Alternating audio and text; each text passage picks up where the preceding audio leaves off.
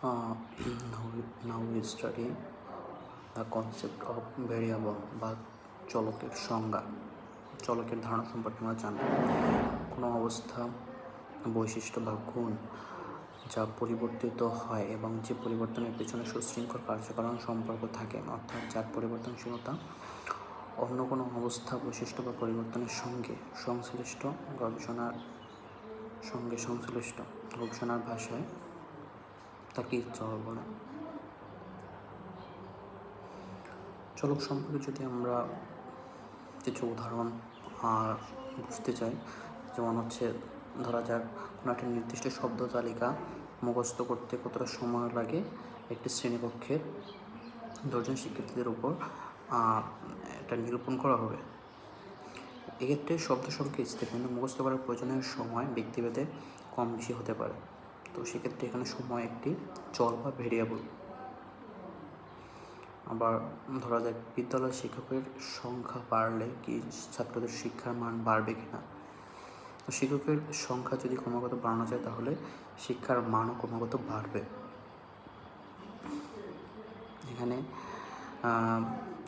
এখানে চলক দুটি বা ভেরিয়েবল, শিক্ষার মান এবং বিদ্যালয়ের শিক্ষক। তো চল দুটি উৎস থেকে এখানে নেওয়া হয়েছে। আরেকটি ধরা যাক ছবি আঁকার দক্ষতার সঙ্গে কি বুদ্ধির সম্পর্ক আছে কিনা। তো ছবি আঁকার দক্ষতা একটি চলক, কারণ একজন মানুষের দক্ষতা এক রকম এবং বুদ্ধির দিক থেকেও মানুষ ভিন্ন রকম। সুতরাং প্রশ্নটির অন্তর্নিহিত অর্থ হচ্ছে যার বুদ্ধি যত বেশি সে কি ছবি আঁকায় তত দক্ষ কিনা। এখানে বুদ্ধি ও দক্ষতা একই ব্যক্তির বৈশিষ্ট্য। বুদ্ধি ও দক্ষতা একই ব্যক্তির বৈশিষ্ট্য। তো এখানে বুদ্ধি বেশি কম হতে পারে, দক্ষতা কম বেশি হতে পারে, তাই উভয় হচ্ছে ভেরিয়েবল বা চলক। আবার ধরা যাক উদ্বেগ বেশি হলে কি পরীক্ষা নম্বর বেশি পাওয়া যায়। তো উদ্বেগ বেশি হলে পরীক্ষা সাধারণত কম নাম্বার পাওয়া যায়, তাই এখানে উদ্বেগ হচ্ছে চলক। চলকের যদি বিভিন্ন প্রকারভেদ সম্পর্কে আমরা জানি, চলক বিভিন্ন প্রকার হতে পারে। ফার্স্ট হচ্ছে ইন্ডিপেন্ডেন্ট অ্যান্ড ডিপেন্ডেন্ট ভেরিয়েবল, অর্থাৎ স্বতন্ত্র ও নির্ভরশীল চলক। যদি স্বাভাবিক প্রাকৃতিক নিয়মে দুইটি চলকের মধ্যে এমন সম্পর্ক বিদ্যমান থাকে যে একটি চলককে ক্রমাগত পরিবর্তন করলে তার প্রভাবে অপর চলকটিও পরিবর্তিত হয়, তবে প্রথম চলকটি হচ্ছে স্বতন্ত্র বা ইন্ডিপেন্ডেন্ট ভেরিয়েবল, আর দ্বিতীয়টিকে বলা হয় নির্ভরশীল চলক বা ডিপেন্ডেন্ট ভেরিয়েবল।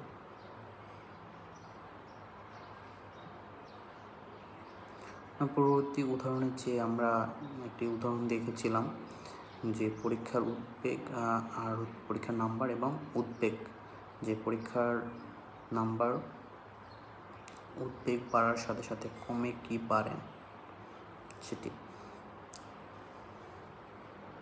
তো এখানে আমরা এখানে যদি আমরা বিষয়টি পর্যালোচনা করি যে উদ্বেগ ও পরীক্ষার প্রাপ্ত নাম্বারের মধ্যে যদি সম্পর্ক এমন হয় যে উদ্বেগ যত বাড়ে পরীক্ষার নাম্বার তত কমে, তবে উদ্বেগ ও পরীক্ষার সাফল্যের মান এই দুই চলের প্রথমটি, অর্থাৎ উদ্বেগ হবে স্বতন্ত্র চলক এবং পরীক্ষার সাফল্যের মান যেহেতু উদ্বেগের উপর নির্ভরশীল, তাই সেটি হবে নির্ভরশীল চলক বা ডিপেন্ডেন্ট ভেরিয়েবল।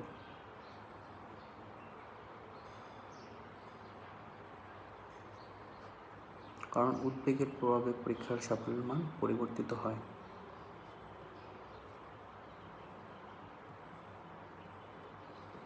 অনেক সময় একাধিক স্বতন্ত্র নির্ভরশীল চলক থাকতে পারে, যেমন শ্রেণীকক্ষে কোনো শিক্ষকের কার্যকারিতা হয়তো নির্ভর করে শিক্ষকের বিষয়বস্তুর জ্ঞান, তার প্রেরণা, তার কাজের সন্তুষ্টি, বুদ্ধি ইত্যাদির উপর। এক্ষেত্রে একটিমাত্র নির্ভরশীল চলক শিক্ষকের কার্যকারিতা অনেকগুলো স্বতন্ত্র চলক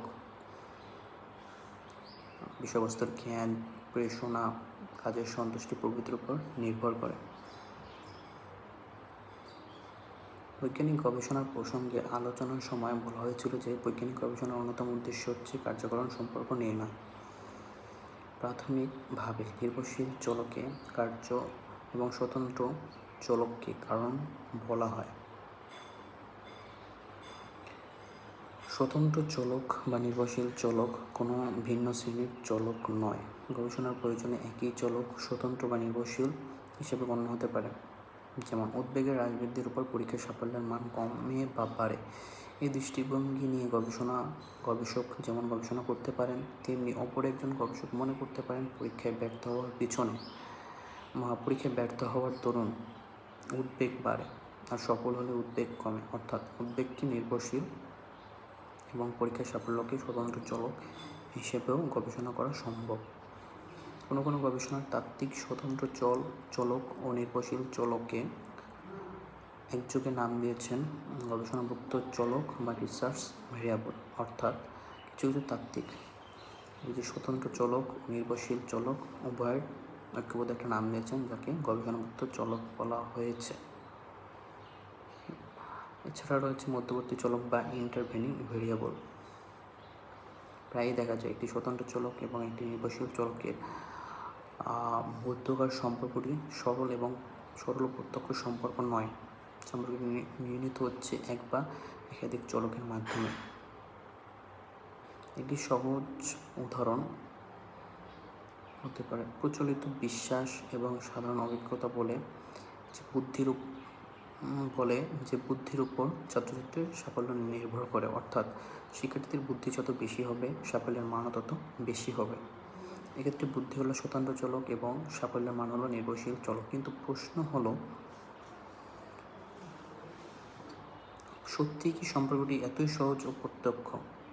বিশ্লেষণ করলে দেখা যাবে এর মাঝে আরও অনেক প্রশ্ন এসে পড়ে। শিক্ষার্থী কতটা পরিশ্রম করে, পাঠ্য বিষয়গুলো সম্পর্কে তার আগ্রহ আছে কি না,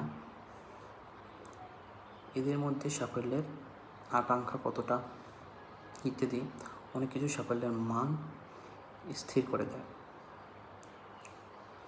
যেমন দুটি কাল্পনিক ছাত্রের কথা তুলে ধরা যাক। ছাত্র 1 অধিক বুদ্ধি কিন্তু আগ্রহ কম, সাফল্যের আকাঙ্ক্ষা কম, তাই তার সাফল্য হবে সাধারণ সাফল্য। ছাত্র 2 সাধারণ বুদ্ধি ও আগ্রহ অধিক, সাফল্যের আকাঙ্ক্ষা বেশি, তাই তার ভালো সাফল্য হবে। তো এখানে বুদ্ধি ও সাফল্যের মধ্যে সরাসরি সম্পর্ক থাকলে প্রথম ছাত্রটির সাফল্য বেশি হওয়ার কথা ছিল, কিন্তু তা হয়নি। এই সমস্ত চলক দুটি প্রান্তিক চলকের অর্থাৎ স্বতন্ত্র নির্ভরশীল চলকের মধ্যকার সম্পর্ককে প্রভাবিত করেছে, যেখানে আগ্রহ এবং সাফল্যের আকাঙ্ক্ষা এই দুটি হচ্ছে মধ্যবর্তী চলক বা ইন্টারভেনিং ভেরিয়েবল। সম্ভাব্য মধ্যবর্তী চলকের প্রভাব সম্বন্ধে সচেতন না হলে গবেষণার শেষে গবেষক যে সিদ্ধান্তে উপনীত হবেন তা ভুল হতে পারে। মধ্যবর্তী চলকগুলোর প্রভাব কীভাবে এড়ানো যায় তার বিচার করা গবেষণার অঙ্গ। বৈজ্ঞানিক গবেষণা প্রসঙ্গে বারবার নিয়ন্ত্রণের কথাটি উল্লেখ করা হয়েছে। নিয়ন্ত্রণের অন্যতম ক্ষেত্র হলো মধ্যবর্তী চলকের প্রভাব এড়ানোর প্রসঙ্গটি। অসংলগ্ন চলক বা এক্সট্রানিয়াস ভেরিয়েবল। মধ্যবর্তী চলককে বলা যায় দুটি প্রান্তীয় চলকের সংযোগ সেতু। মধ্যবর্তী চলকগুলো যেমন স্বতন্ত্র নির্ভরশীল চলকের মাঝে সম্পর্ক যুক্ত করে, তেমনি একাধিক মধ্যবর্তী চলক থাকলে তারা নিজেদের মধ্যে সম্পর্কযুক্ত হয়ে পারস্পরিক প্রভাবের জটিলতা বাড়াতে পারে। অসংলগ্ন চলক বলতে এমন কতগুলো বৈশিষ্ট্যকে বোঝায় যারা স্বতন্ত্র চলক বা নির্ভরশীল চলকের সঙ্গে সংহতি সম্পন্ন না হয়ে উভয়ের মধ্যকার প্রকৃতির সম্পর্ক নির্ণয় বাধা হয়ে দাঁড়ায়। উদাহরণ হিসাবে ধরা যাক, গবেষণার বিষয়বস্তু হলো 3টি শিক্ষণ পদ্ধতির মধ্যে কোনটি শ্রেষ্ঠ তা নির্ণয় করা। তো এক্ষেত্রে 3টি ভিন্ন পদ্ধতিতে 3টি ভিন্ন ভিন্ন সমকক্ষ দলকে পড়ানো হলো। বলা হলো যে দল সবচেয়ে ভালো ফল করবে সেই দলে ব্যবহৃত পদ্ধতিটি শ্রেষ্ঠ হিসাবে গণ্য হবে। এ কথা ঠিক যে শিক্ষণ পদ্ধতির উপর শিক্ষার্থীর সাফল্য বহুলাংশে নির্ভর করে, কিন্তু সেই সঙ্গে এমন অনেক বিষয় আছে সাফল্যের নির্ধারক না হয়েও সাফল্যের তারতম্য ঘটাতে পারে। উপরোক্ত উদাহরণের বেলায় ছাত্ররা ক্লাসের পরে বাইরে থেকে অতিরিক্ত পাঠ গ্রহণ করেছিল কিনা, 3টি দল কি সমান মনোযোগ ছিল কিনা, অথবা 3টি দলের শিক্ষকরা কি সমান উৎসাহী বা দক্ষ ছিলেন, তো নানা বিষয় এর ভিতরে এসে পড়ে যায়। তাই আমরা যদি সহজেই আমরা নিরূপণ করতে পারবো না যে কোন শিক্ষণ পদ্ধতিটি শ্রেষ্ঠ। এখন গবেষক যদি ঠিক করেন যে পাঠ শেষ হওয়ার সঙ্গে সঙ্গে পরীক্ষা না হবে, তবে বাড়িতে পড়ার প্রভাব কাটিয়ে ওঠা যাবে। সেই সঙ্গে এই কথাটা শুরুতে ঘোষণা করে দিয়ে এমন পরিস্থিতির সৃষ্টি করলেন যে সমস্ত ছাত্র পরীক্ষার তাগিদে মনোযোগ দিতে বাধ্য হয়। এইভাবে প্রতিটি অবাঞ্ছিত প্রভাব বিস্তারকারী চলক সম্পর্কে সতর্ক থেকে তাদের নিয়ন্ত্রণ করে গবেষক তার সমস্যাটির সঠিক উত্তর পেতে চেষ্টা করেন। এছাড়া রয়েছে কন্টিনিউয়াস অ্যান্ড ক্যাটাগরিজড ভেরিয়েবল বা ধারাবাহিক ও শ্রেণী বিভক্ত চলক। পরিমাপযোগ্যতার ভিত্তিতে চলককে 2 শ্রেণীতে ভাগ করা হয়, যথা ধারাবাহিক বা কন্টিনিউয়াস ও শ্রেণীভুক্ত ক্যাটাগরিজড চলক। ধারাবাহিক চলক ও শ্রেণীবিভক্ত চলক সম্বন্ধে সঠিক ধারণা লাভ করার জন্য আগে জানা প্রয়োজন পরিমাপসূচক সংখ্যা ও স্কেলকে কত রকমভাবে ব্যবহার করা হয়। সংখ্যা সবচেয়ে নিকৃষ্ট ব্যবহার করা হয় নাম বা পরিচয় জ্ঞাপক উদ্দেশ্যে, নমিনাল স্কেলে। যেমন কোনো রাস্তায় বাড়ির নাম্বার হিসাবে ব্যবহৃত সংখ্যাটি শুধুমাত্র বাড়িটির পরিচয় নির্দেশ করছে।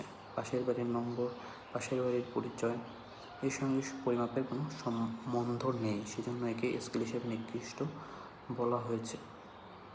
এর চেয়ে উন্নততর স্কেল হচ্ছে কিছু সংখ্যক ক্রমিক অবস্থানের পরিচয় মাত্র, যাকে অর্ডিনাল স্কেল বলা হয়। যেমন পরীক্ষার প্রথম স্থান অধিকারী, দ্বিতীয় স্থান অধিকারী, তৃতীয় স্থান অধিকারী। যদি পরিমাপ করার সংখ্যাগুলি এমনভাবে অবস্থান করে যে তাদের একটা বিশেষ গুণ বা বৈশিষ্ট্য অনুযায়ী কিছু মানুষ বা বস্তুর ক্রমিক অবস্থান চিহ্নিত করে, সেই অবস্থানের মধ্যকার পার্থক্য যথেষ্ট তাৎপর্যপূর্ণ, তবে তাকে অন্তর স্কেল বা ইন্টারভ্যাল স্কেল বলা হয়। যেমন যদি কয়েকজন মানুষের বুদ্ধাঙ্ক 100, 110, 125 হয়, তবে তাদের ক্রমিক অবস্থান শুধুমাত্র বুদ্ধি নামক বৈশিষ্ট্যের দরুন বা অন্য কোনোভাবে নয়। মানে এখানে হচ্ছে একটা নির্দিষ্ট যে অন্তর 100 থেকে 110, 110 থেকে 125, 15 যেখানে ডিফারেন্স আসছে, তো এই যে এটাকে অন্তর হিসেবে অন্তর স্কেল ধরা যায়। কিন্তু যদি দুজন মানুষের বয়স যথাক্রমে 30 ও 60 হয়, তাহলে অনায়াসে বলা যায় দ্বিতীয় জনের বয়স প্রথম জনের তুলনায় দ্বিগুণ। যখন পরিমাপ সূচক সংখ্যাগুলো কোনো বিশেষ গুণ বা বৈশিষ্ট্যকে এমনভাবে প্রকাশ করে যে দুইটি পরিমাপকে পরস্পরের ভগ্নাংশ বা গুণিতক হিসেবে প্রকাশ করা যায়, তখন তাকে বলা হয় অনুপাত স্কেল বা রেশিও স্কেল। অন্তর স্কেল এবং অনুপাত স্কেল ব্যবহার করা যায় এমন সমস্ত চলককে ধারাবাহিক চলক বলে বা কন্টিনিউয়াস চলক বলে। ক্রমবাচক স্কেলের উপযোগী চলককে ধারাবাহিক চলকে রূপান্তর করে নেওয়া যায়। যেমন একটি প্রশ্নের উত্তর এমন 5টি শ্রেণীতে ভাগ করে নেওয়া হলো যে তারা ক্রমিকভাবে বিন্যস্ত, সম্পূর্ণ ঠিক, সম্পূর্ণ ঠিক, ঠিক, মাঝামাঝি, ঠিক নয়, একেবারেই ঠিক নয়। কিন্তু ধারাবাহিক চলে রূপান্তর করার জন্য ক্রমগুলিকে সংখ্যা মান হিসেবে প্রকাশ করা হলো, যেমন 5, 4, 3, 2, 1। তো এভাবে ক্রমবাচক স্কেলের উপযোগী করা যায় ধারাবাহিক স্কেলে। নিয়ন্ত্রিত চল বা কন্ট্রোল ভেরিয়েবল কি?